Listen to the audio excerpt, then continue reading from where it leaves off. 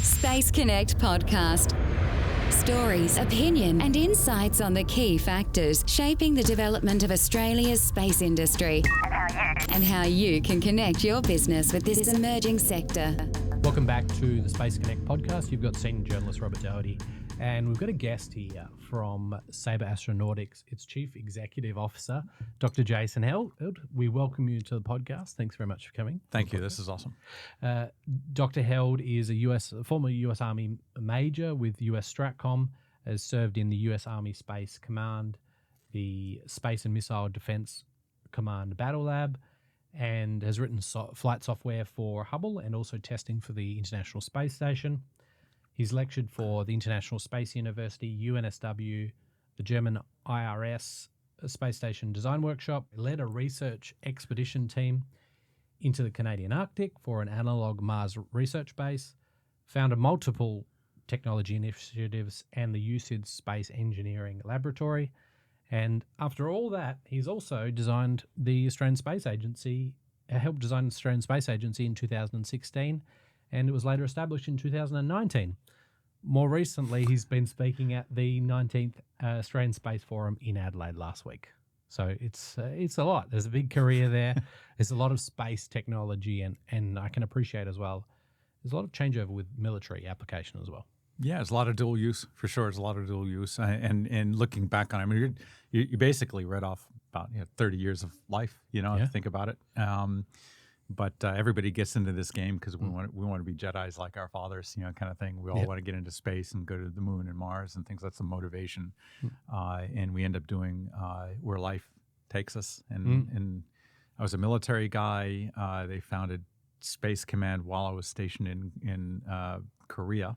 Yep. And I asked my boss if I could transfer. He goes, "What?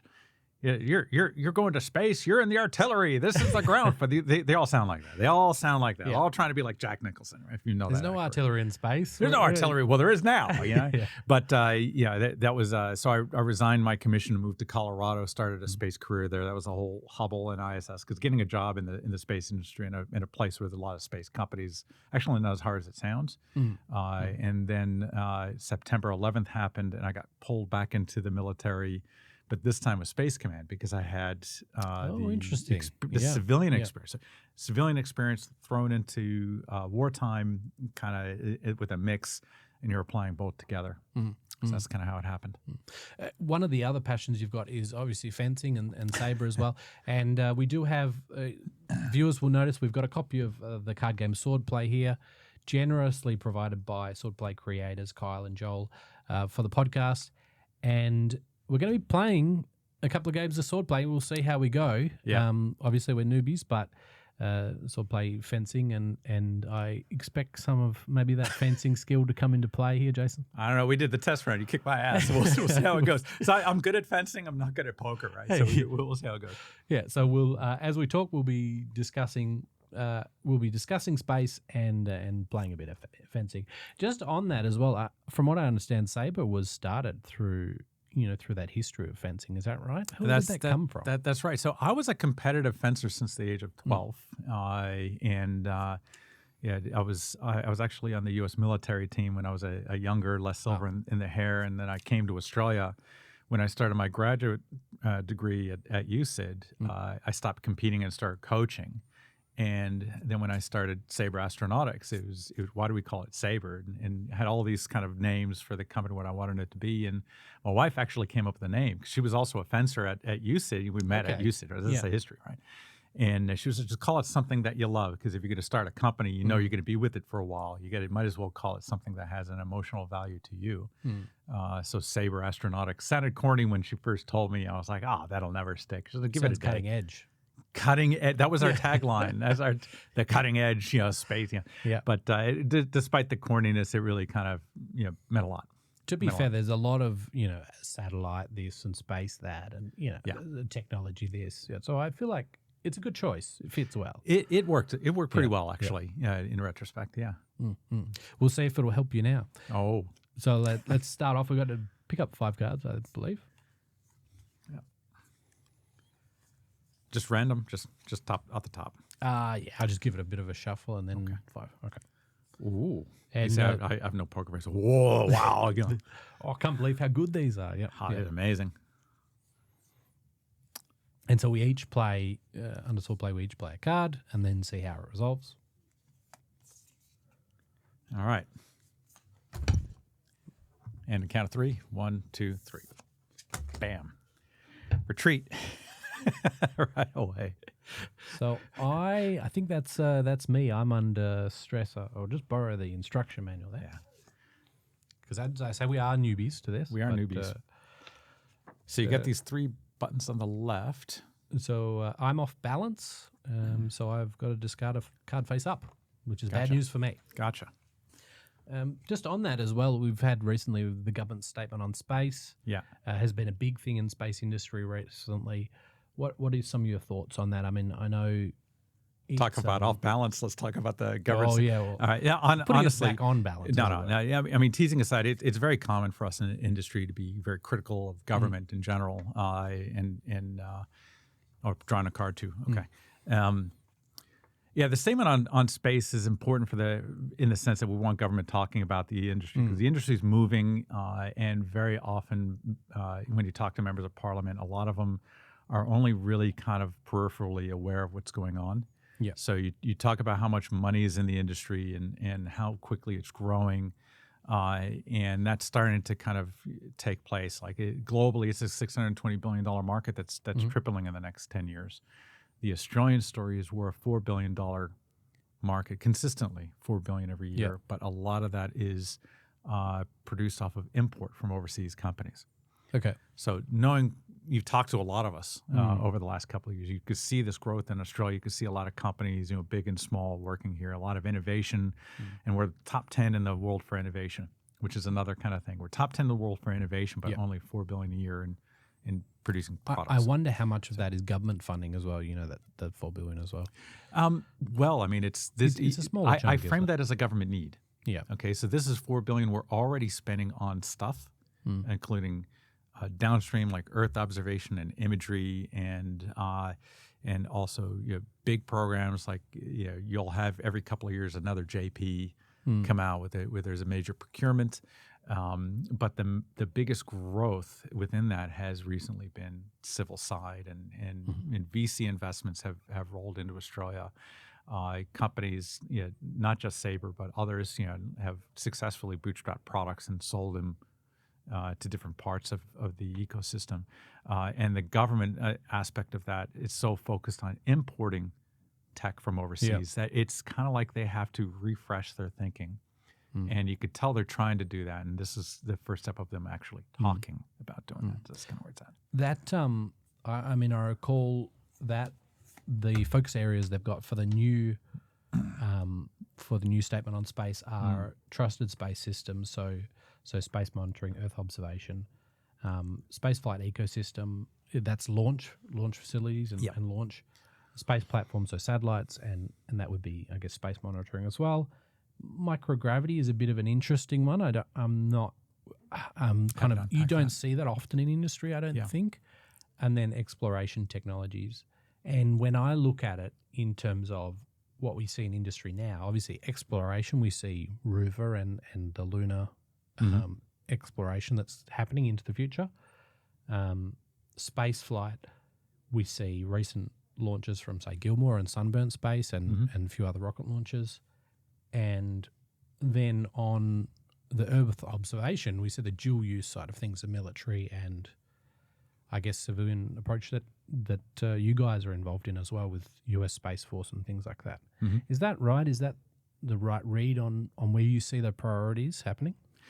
Those are the stated priorities. The only caution I would give with it, what happens is, and we saw this when we were doing like the space agency design from the expert reference group, what happens is a bunch of people who are familiar with the industry sit down and with stakeholders and say, what do we want to spend our money on? And what they tend to do is the ghost of Christmas present.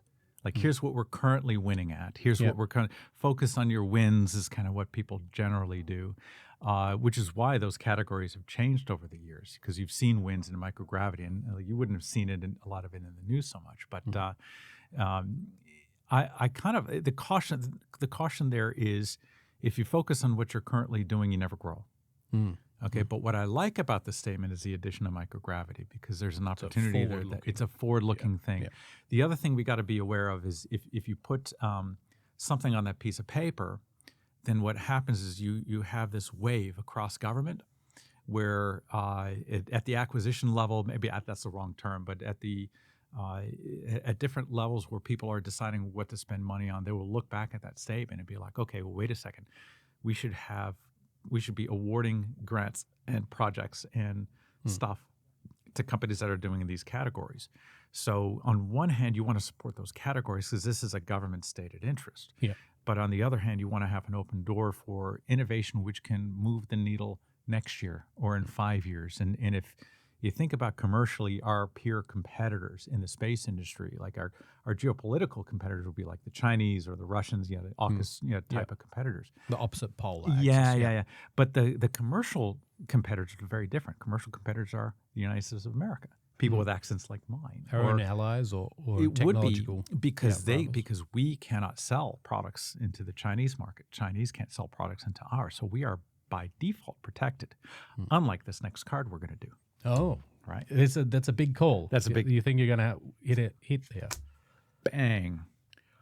You parried successfully. Parried. You successfully parried. Yeah. So you just whooped my butt. I think. I think you did. Yeah. So that's a non-hit, and you're exposed, which means you must play your next card face up. Oh no! Oh, that's great. All right. So. But what does it mean you were off balance when I did the last move? So off balance, I discarded one. Gotcha. So my next card I could be face up. Yep. Okay, Yep. I know already when I'm going to play. But I mean, more to the. So no hits. And you previously coached Saber as well, didn't you? I did. I did for quite a few. I really loved the coaching side. I really enjoy the teaching side of it. I enjoy teaching space as well, but coaching fencing is like, you could see that these card games are pretty accurate. But I mean, back to the space industry and the statement on government space, microgravity is, like our competitors right now commercially are companies from the United States. It's hundreds of millions of dollars of VC funding from Silicon Valley. They pump money into companies that come to Australia because they're looking to buy, and Australia is saying we're looking to buy. Everybody in the United States got very excited. Yeah. Okay. So members of government got excited because, especially in the military, if you talk to someone with 3 stars on their shoulder and above, they will tell you that they really want Australia to step up and produce products because collectively they want to meet the pace of innovation that you would see from communist country. The companies get excited because it's like, oh, you could buy my product here, and the American brand is very strong. But if the American companies dominate in Australia, right now the American military gets very frustrated because they're saying, well, we're buying products, but we don't want to be spending money on the development of these products. We want Australia to put the money into Australian projects that then kind of trickle into the ecosystem. Bit of diversification as well. You have different minds. That is the key. That's actually the key metric. The key metric is how many new companies can you make? How many new products can you make? Shall we? Yes, yeah, by all means. You're going to see everything I'm going to do. All right. Therefore, I know I'm going to take a hit no matter what. Okay. That's the mindset I'm in. So I think I'll refresh, which means you're going to hit an attack. You're going to refresh. I'm going to refresh. You can be nice to me. I think it's a safe play for me. Why is that a safe play for you? Because you're not hitting me and I'm not hitting you. All right, so how do we do this? The long game. You're playing the long game, clearly. We shuffle our cards back into our decks, and we choose one of the special cards. And special cards for viewers, he's being very nice to me. A few different cards there. So we have Faint, Duck, On Guard. Right. Flesh, is that right? Flesh. It's like a running attack. And we have Again. Okay. And we choose one secretly. I get more than 5 cards now. Is that normal? Do I pick 5 from here? We pick one special and then we shuffle them all together and then we'll draw 5 again. Okay. Yeah. But I won't know which special you picked and you won't know which one I picked. I understand.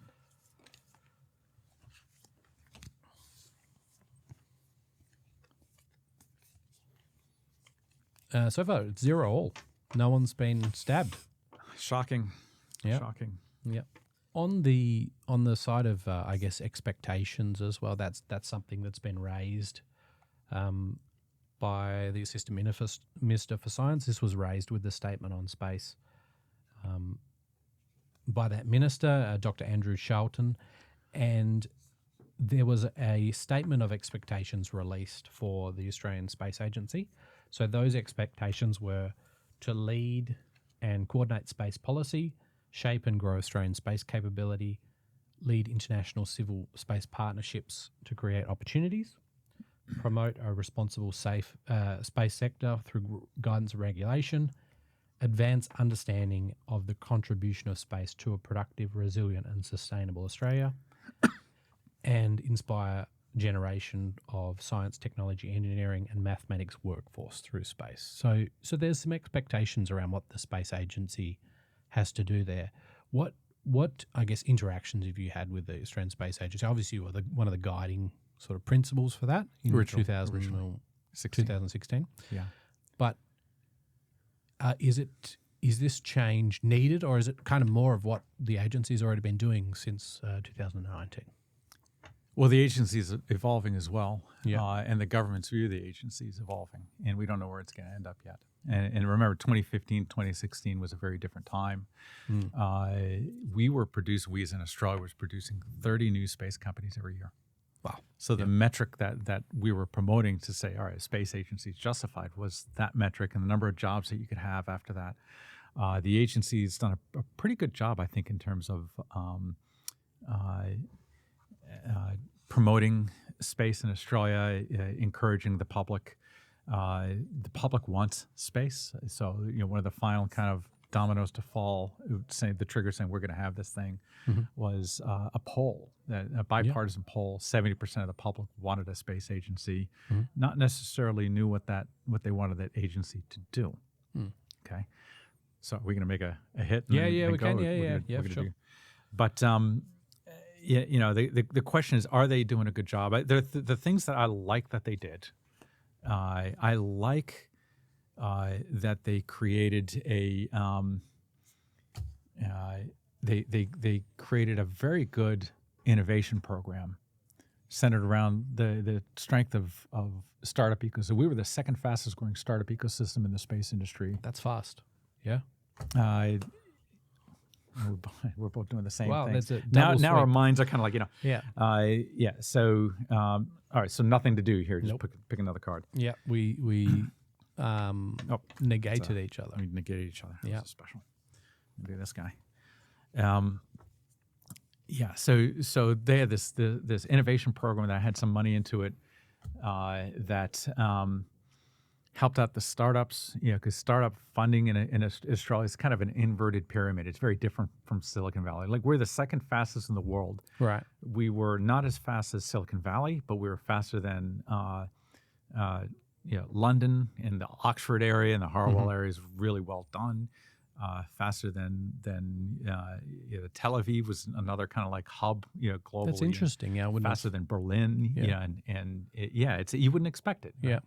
And the reasons why are very Australian specific too, is because nobody were able to get jobs back in 2014, 2015. What do? You start a company, right? But so the space agency leveraged that in I'd say it was one of the few lobby resistant funding programs you would have. And the thing that Australia generally misses is the acquisition side. Okay. So you put money into a startup, then what do? Well, they got to raise money themselves, or they got to get customers. And government as a customer, when Megan Clark, running that expert reference group, which I really looked up to the way she thought through these problems, really learned a lot from kind of the team that she put together that was kind of thinking through this. The key attribute was that government as a customer, because $4 billion a year going overseas with tax breaks for companies that import tech. Okay, so it's the inverse of what every government does worldwide, right? Yeah. We get tax breaks for importing tech Coming in. Yeah. So everything's biased towards buying from overseas. And in some cases, acquisition officers, you win some, you lose some. When you win it, you're happy. When you lose it, you're sad. That's a company's kind of normal response. Sometimes I would call the acquisition officer that made the decision just to see how can we improve our bid, things like this. and it's an American on the other end of the phone call, right? So this is a person from... Is that a department sort of thing? It depends on the agency, yeah. Oh, it could be consulting. Well, no. This was a military attaché that was assigned to Australia by the United States military to support, and the intentions were good. It's like, well, they're stationed here as part of liaison work. Yeah. And the Australian Defence Space Command only started about 5 or 6 years ago, right? So they when you talk to them, they're like, we need people who really understand this craft so we can kind of take over this task ourselves, because they see a similar challenge on their end. Oh, sorry. I don't know. I was getting into that, but are we going to... Yeah, I guess we can. You're deflecting and I'm thrusting. Okay. And you blocked me, I think? Yep. So you're stressed. You don't draw a card at the end of the turn. Okay. Okay. I'm stressed. Yeah. It's just like rough. running a company, a space company in Australia. It's really stressful. Right. Yeah, it is interesting. I guess that sort of structure. And previously, Space Connect talked to the founder of the UAE Space Agency, and he said there was a partnership, with the Australian Space Agency when they both formed around the same time, and it was a different situation where obviously the UAE had a lot of expenditure that they could put into space, and so perhaps that that government funding was not as big an issue, acquisitions wise and things like that. Very different environment, though. Yeah, very different way you buy stuff in the UAE as opposed to Australia. Now remember, we talked 2015, 2016, the founding of the space agency before the expert reference group. Excuse me, before the expert reference group, there was this period that I was involved in convincing the government to do this in the first place. Okay, and when they first said yes, what they came back to us was another study. They said, okay, you've convinced us, let's have a space agency. They weren't quite ready to go with the expert reference group yet. The discovery period was, show us how to have a space agency without any money. Oof, that's a challenge. Word for word. But what we came up with was okay, well, challenge accepted, though, right? Because what most people would do is, especially as a company, people would ask me on these panels, like the panel. I always struggle with the one question on the panels, like, if you had one message for government, tell us that message. Like, oh, shit, now I got to brag about how good Saber is because I want them to buy Saber products. And, and please that's kind of us. that's kind of lame. And they're used to hearing that. But this was something. All right, let's actually look at this. All right, from a strategic play, what they're saying is, space agencies, any government agency, money comes in, money goes out. Priorities will change over time. How do we make this thing last long term in the worst possible condition? And Australia, as a government, has always been not even agnostic towards space, because they're spending $4 billion a year, but they've always been, let's just buy from overseas. Don't do it ourselves. The 2013 space policy. Last time we had a policy, which is why I like what was written recently, specifically said not what we were going to do, what we're not going to do. It said we're not going to do rockets, we're not going to do satellites. All right, so what happens when you have a policy? And a space agency, what is a space agency? A space agency is the implementation arm of that nation's space policy. So if our policy is we're not going to build rockets or satellites, what are we going to do? Yeah. What are we going to do? Doesn't leave a lot of other options, does it? So, well, it's downstream services. Communications. It's downstream communications, GPS accuracy, POSNAV timing within that. It's Earth observation. But these, when we looked at it, are all things which Earth observation, especially Australia, was getting a lot of that for free under a barter exchange with WA dishes. It's a cheap sort of thing to do rather than rocketry. That's right. Yeah. And the expression that I always promoted was, those who build the road set the toll. So if you're buying from overseas, satellites, if you're leveraging overseas satellites, and there's a whole generation, and there was a whole bunch of startups as well around that time that were being told by their mentors, they said, don't bother doing the CapEx for a satellite. And I'd come in as the antithesis to that. I said, no, build a satellite. Build it yourself. Do something new and different and interesting and push the boundaries forward.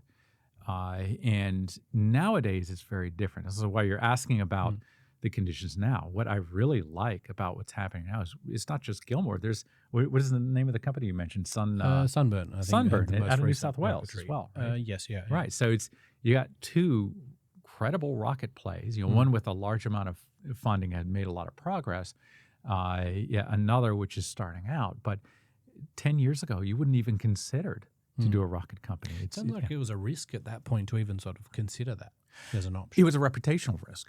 It was a reputational risk. And there was some really heavy lobbying against building our own tech here. And that lobbying came from companies who are making a lot of money on selling their own tech here. Yeah. So that's the lay of the land. Next card. Yeah. It's the battle continues. Oh, I was about to put something totally random instead of actually thinking through. Yeah, it's an important mind game. Yeah. All right. Although I don't think this one's going to work. Huh. Of course. So we both stabbed ourselves. We both stabbed ourselves. We both take a hit, huh? In the handful of games that I've played, I've never seen that. Seriously. No. This was a common thing in fencing.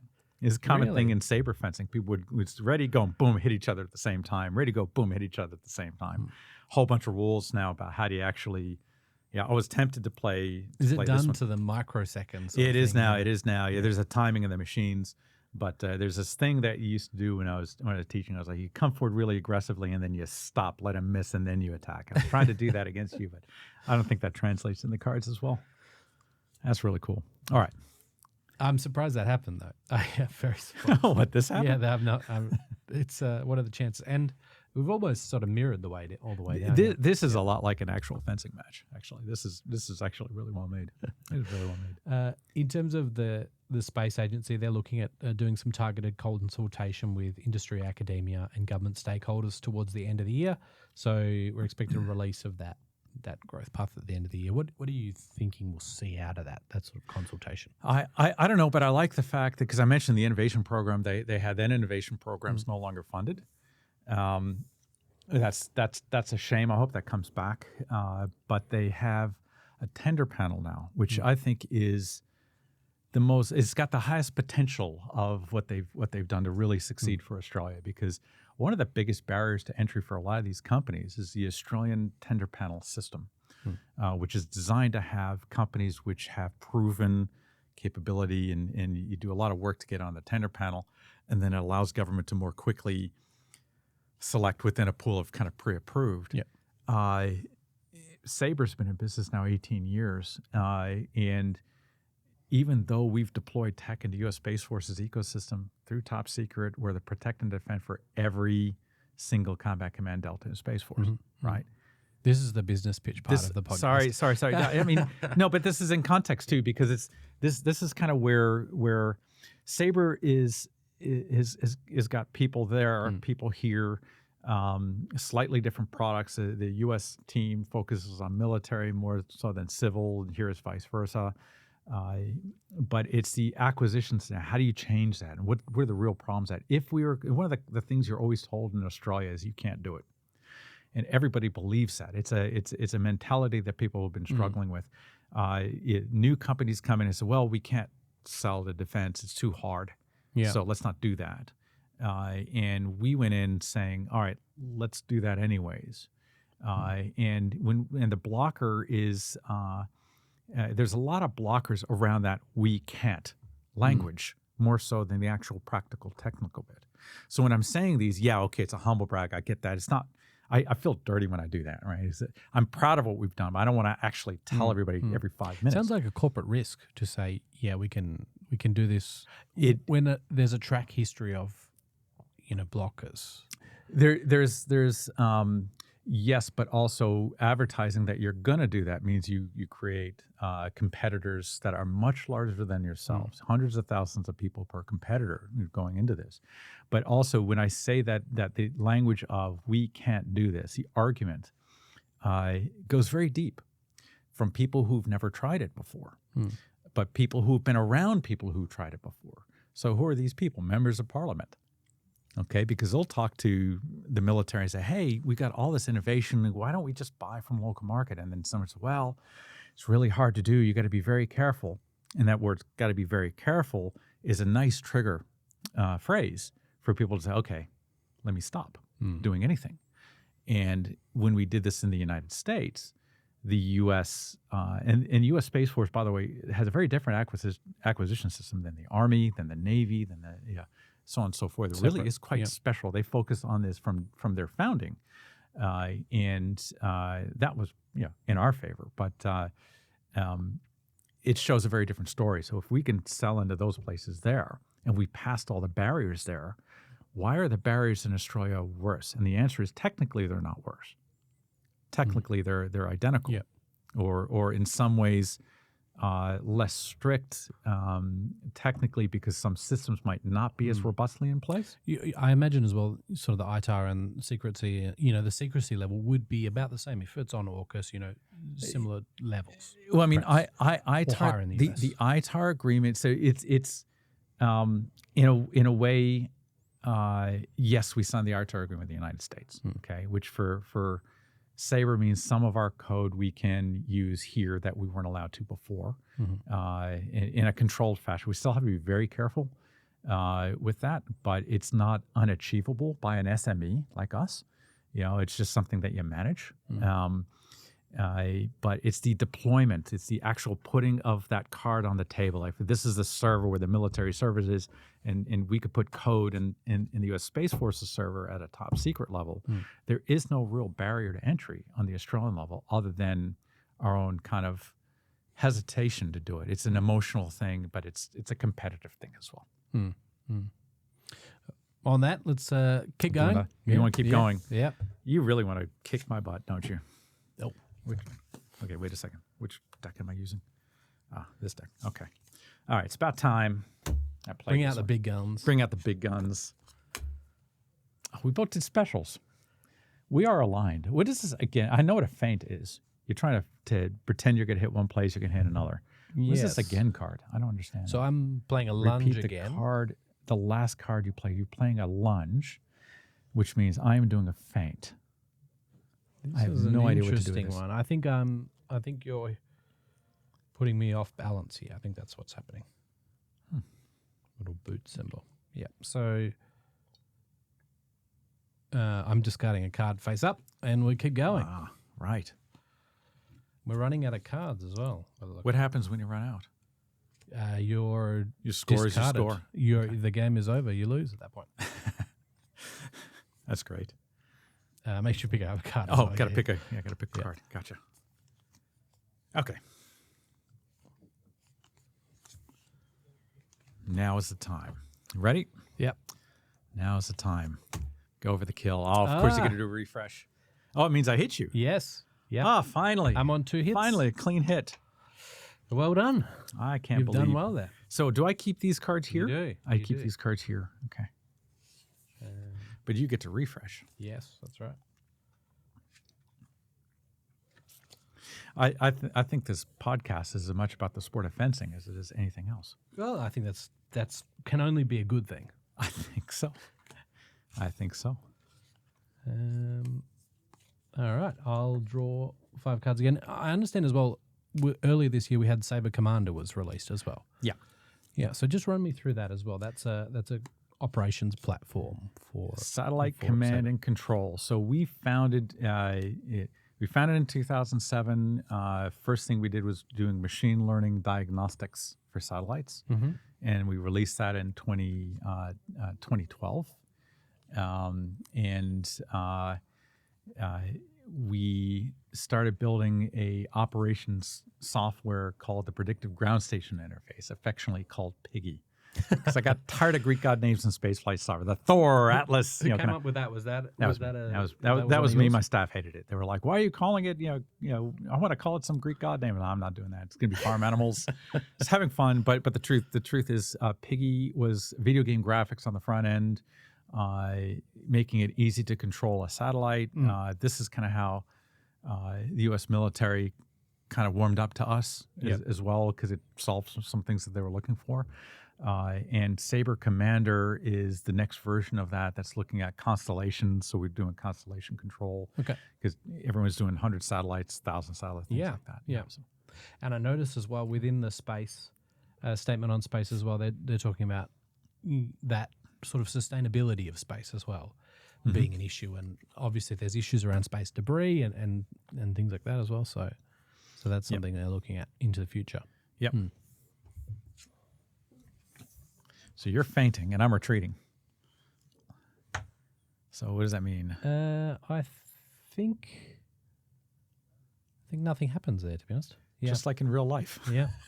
It's like we both... None of us are attacking. Both of us are waving our both, plates around. Yeah, both pulled back. Yeah. So without a debris management, debris is one of those things that everybody is getting increasingly stressed at. If you talked to me 2 or 3 years ago, that would be civil space traffic management. Civil space traffic management is slowing down only because of the geopolitical challenges with in the world. We can see what's happening in the world, and now everybody's talking about military space, and that's a cousin to that's the space domain awareness and all these new missions that are trying to move things from A to B. Is a gateway to the future of space logistics. And the space is a new sort of military frontier as well, I think. Thrust and parry. Ha!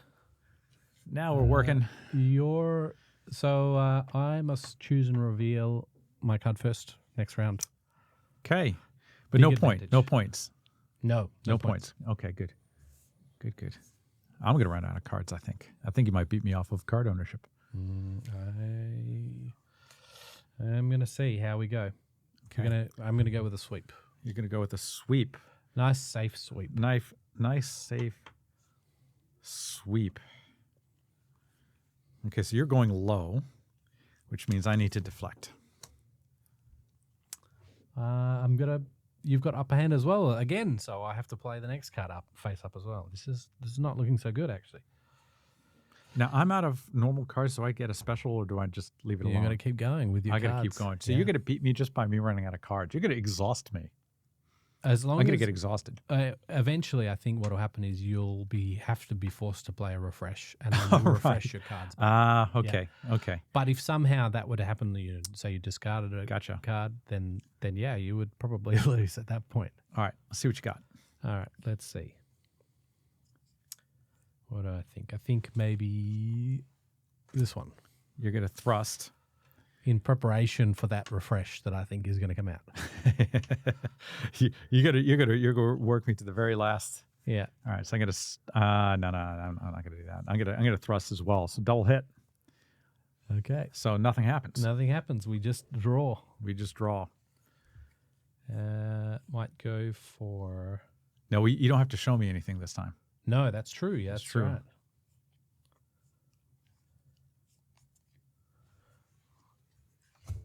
Okay. Now, am I going to do my refresh or am I not? That's the gamble. What do you think? You're going to lunge. I think you are refreshing. I am not refreshing. Not refreshing. Sidestepping. I think I have some sort of effect here as well. So that's so I'm now exposed, and I must choose and reveal my card first again. Oh boy! Well, you already know. I only got one card left. You know what it is. It doesn't matter. So what do you got? What are you gonna do? I've got a lunge again. You're gonna lunge again, so you hit me. Yep. And I refresh finally. So you're winning your so I got one life left. I should have drawn a card. It's 2-1. You'd be very sad if you beat me at a fencing card game. I know I'm on 2, aren't I, as well? 2. You're on 1, and I'm on. You've hit me once before. So it's 2-2. Is it 2-2? It's 2-2. Yep. Okay. Because so we both got one hit left. left. Lunged each other once. Right. And, right. Yeah. Okay. But you're definitely at a card advantage here. So I pull 5. Yes, that's right. Yeah. And make sure you choose a new. Gotcha. New special card. Oh, I draw a new special, or I got to replace. You just choose one, and then add it. Okay.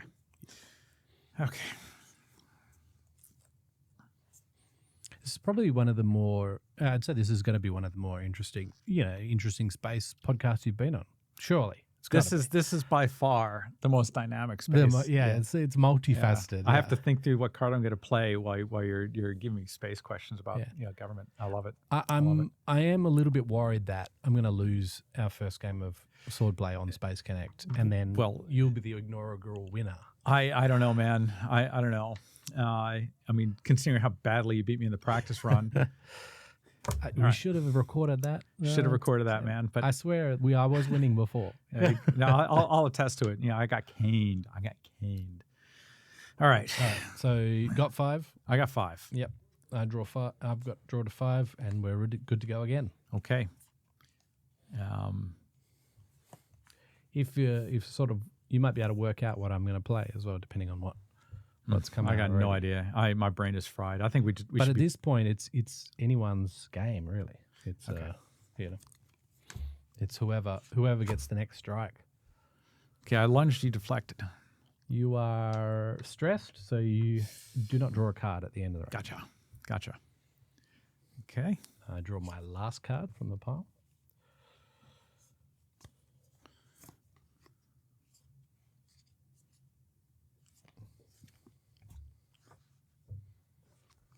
Oops. Do I think you're going for the kill? Ooh. So you parried and I tried to sweep, but no point. No point. You must discard. So you're discarding a card. I'm discarding a card. Yep, but you still get to pick up at the end of the turn. Oh, right. I shall discard you. I'll pick up you. All right. So, I'm getting worried now. are you? Yeah, I've only got 4 cards left. Oh, right.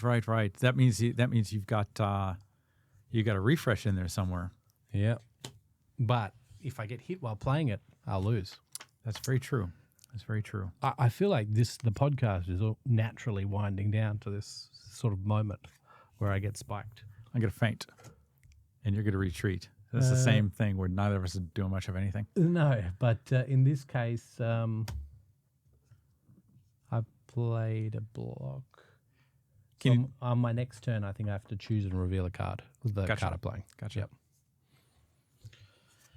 Which definitely won't be the it won't be the refresh.